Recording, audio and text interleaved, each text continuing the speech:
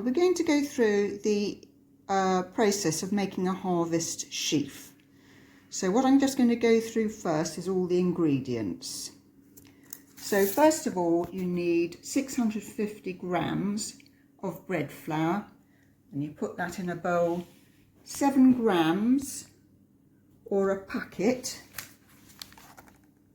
of yeast, and you put that in the bowl. 2 teaspoons or 10 grams of salt, you add that to the bowl.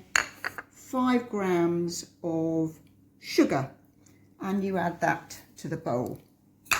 Now what I've done is put that all into little separate dishes so it makes it easier. Now the next ingredient is 400 ml of water. Now what I've done is add some warm. If you take a drop of that water and put it on your wrist, it will feel, you won't feel anything because it'll be blood temperature. So the next thing we do is mix all the ingredients together and then pour in all the water. Once you've mixed that up, we'll come together and see how things are going. Right, so there's your bowl of dough. Knead it until it stops feeling sticky, and then you'll find it doesn't stick to your hands and you've got a nice load of dough.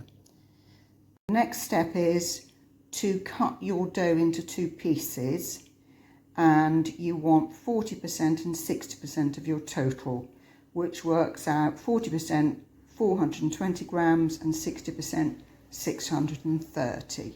Right, you should have now 2 pieces of dough, a large piece which is going to be your wheat ears and the stalks, and the other one which is going to be for the base. Now I've cut mine in half.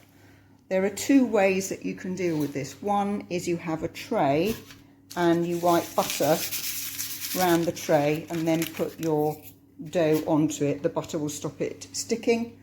Or what I've done is on a large piece of greaseproof paper, I've drawn the shape of the mushroom shape you need to make, and then I'm putting that in a tray.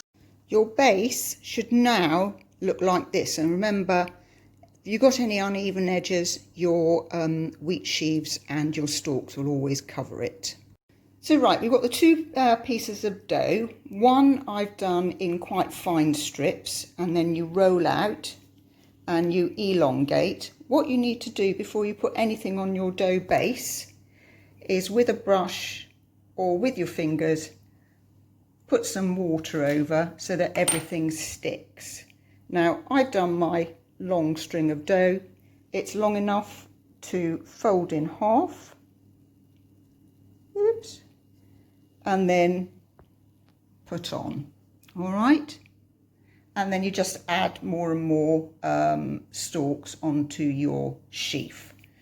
In terms of the ears of wheat, you can either do it the ball method, where you make your little ball and then squish it and cut it so it looks like that.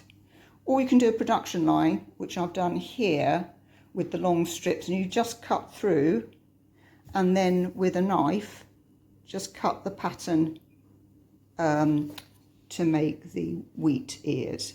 Okay, whatever way you choose, and then we'll meet up when we're done. Right, you can see how the wheat sheaf is coming together, and what you do with the corn heads is you start on the outer circle and then build up layer by layer until you get to the middle. And before you finish, just remember you need the tie on your corn. And then the last bit, you need 1 egg beaten. We'll do that in a moment. Right, this is how your sheaf could be looking. Everyone's going to be different. What you need to do now is, with the beaten egg, is just to brush over with the beaten egg to give a nice glaze. So when you've finished all of that, what you need to do is just allow it to rise for a little bit. Turn on the oven to 180 degrees and allow it to heat, and then you cook it for 30 minutes. Now I did this yesterday, whoops, and this is what mine has ended up looking like with the glaze on. I do hope you enjoy this. It's been great fun doing this with you. I've never ever made a harvest loaf on my own, so enjoy.